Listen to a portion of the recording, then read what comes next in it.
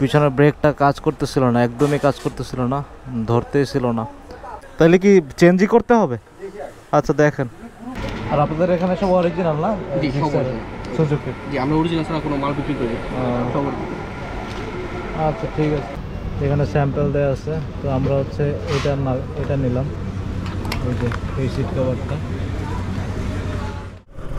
আসসালামু আলাইকুম এভরিওয়ান, কি অবস্থা সবার, কেমন আছেন সবাই? আশা করি সবাই ভালো আছেন, আমি আলহামদুলিল্লাহ ভালো আছি। And welcome back to another blog. আর এখন বাজে হচ্ছে প্রায় 3টার মতো, 2:45। তো যাচ্ছি হচ্ছে মিরপুর 10 নম্বরে বাইক মার্কেটে, কিছু কেনাকাটা করব। তারপরে হচ্ছে আবার জুয়ারের যে বাইকটা SF, ওইটারে হচ্ছে বল রেসার চেঞ্জ করতে হবে। তো আরও বাকি কিছু আরও অনেক জিনিসপত্র কিনতে হবে। তো যাই হোক, আর দুপুরবেলা বের হয়েছি, এত রোদ বাইরে। একটু মেঘ দেখে বের হয়েছিলাম, বাট বের হওয়ার পর দেখি আবার রোদ, প্রচণ্ড রোদ।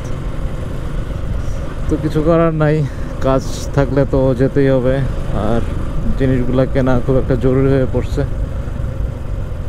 তো যাই তাহলে, চলেন, আর পরে ওখানে গিয়ে কথা বলতেছে। তো এখন হচ্ছে 10 নম্বরে চলে আসছি, আর বাইকের কাজ শুরু করে দিছে। আর বাইকের যে সমস্যাটা হয়েছিল, পিছনের ব্রেকটা কাজ করতেছিল না, একদমই কাজ করতেছিল না, ধরতেই ছিল না। আর সামনের হচ্ছে বল রেসারটা চেঞ্জ করতে হইতে পারে। দেখি আগে বল রেসারটা খুলে দেখুক, যদি গ্রিজ দিয়ে ঠিক হয় তাহলে তো চেঞ্জ করতে হবে না। আর যদি বল রেসার একদম খারাপ হয়ে যায় তাহলে পুরো বল রেসার নতুন করে কিনে দেন ঠিক করতে হবে। তো জুয়েল ভাই খুলতেছে, দেখুক খুলে কি হয় দেখি। কবে দেখি তো, একটু দেখান তো বল রেসার। আচ্ছা করেন, তাহলে কি চেঞ্জই করতে হবে? আচ্ছা দেখেন।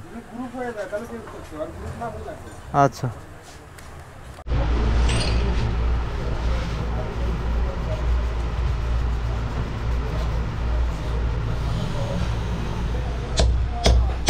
তো হবে না, এটাতে বল রেসারই চেঞ্জ করা লাগবে, কারণ এই পুরো সেটটা হচ্ছে খেয়ে গেছে। তো এটা রিপেয়ার হবে না, নতুন করে হচ্ছে বল রেসার কিনে নিয়ে এসে দেন লাগাইতে হবে।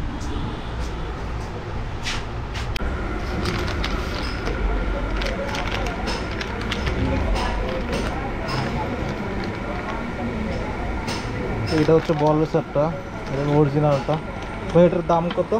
আচ্ছা ঠিক আছে, আপনি দামটা বলেন তাহলে। 650 টাকা। 650 টাকা, কম রাখা যাবে না? না আমাদের ফিক্স।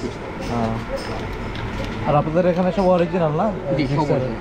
সুজুকি। জি, আমরা অরিজিনাল ছাড়া কোনো মাল বিক্রি করি না। সব original। আচ্ছা ঠিক আছে, তাহলে কি করবেন, নিবা? দেন তাহলে। তো এটা হচ্ছে এই যে এখান থেকে নিয়েছিলাম জাবির ভাইয়ের দোকান। তো এখানে হচ্ছে সুজুকির সব অরিজিনাল পার্টসগুলো পাওয়া যায়। তো আর একটা ইনফরমেশন আপনাদেরকে দেই, যে এটা হচ্ছে ডুপ্লিকেটটা চেনার উপায় হচ্ছে এই যে কিউআর কোডের এই সাইনটা, এটা হচ্ছে একটু মোটা আর বড় থাকবে, আর অরিজিনালটা হচ্ছে এরকম ছোট থাকবে। তো এটা দেখে একটু চিনতে পারেন। দেখি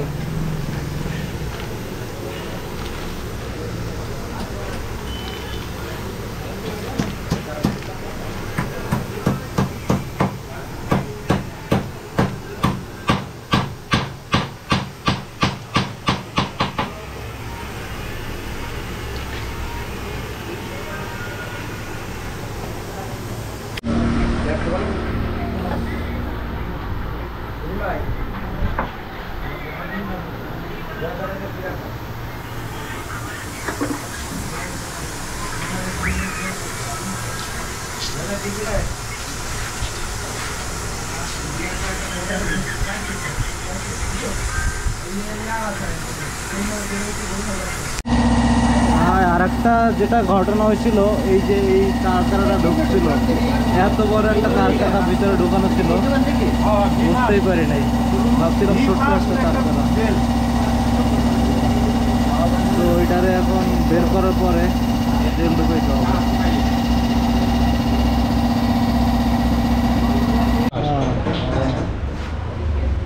এখন হচ্ছে যে জেলটা ইনস্টল করতেছে, দেখি কি হয়। দাঁড়ান ঢুকে দেখাইতেছি। বিশাল বড় একটা থাকে না না ওই ছোটগুলো। তো পরে হচ্ছে বাইকের সিট কভারটা চেঞ্জ করতে আসলাম, তো দেখি এই যে এখান থেকে দেখায় আপনাদের কোনটা সিট কভারটা লাগাবো।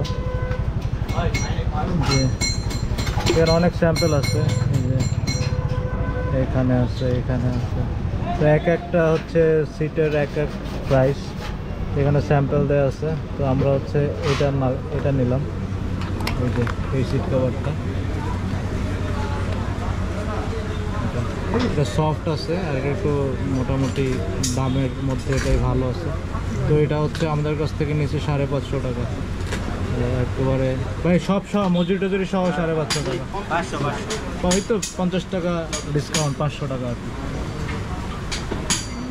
এই হচ্ছে ভাই এখানে কাজ করতেছে।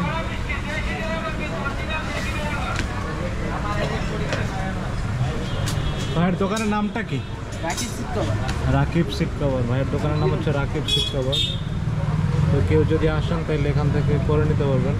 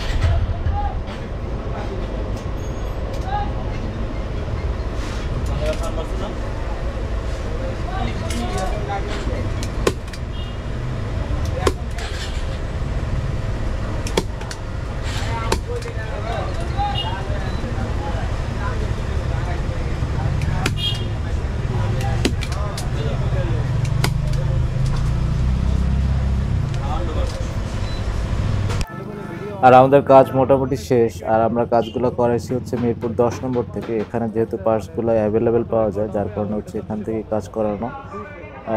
তো এই ছিল আজকের কাজগুলা। তো আপনাদের সাথে যতটুকু পেরেছি শেয়ার করেছি।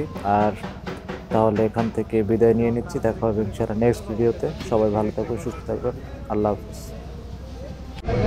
সিট লাগানোর পরে হচ্ছে এই অবস্থা, দেখতে তো ভালোই লাগতেছে, সফট আছে, ইউজ করার পরে বুঝতে পারবো কি অবস্থা।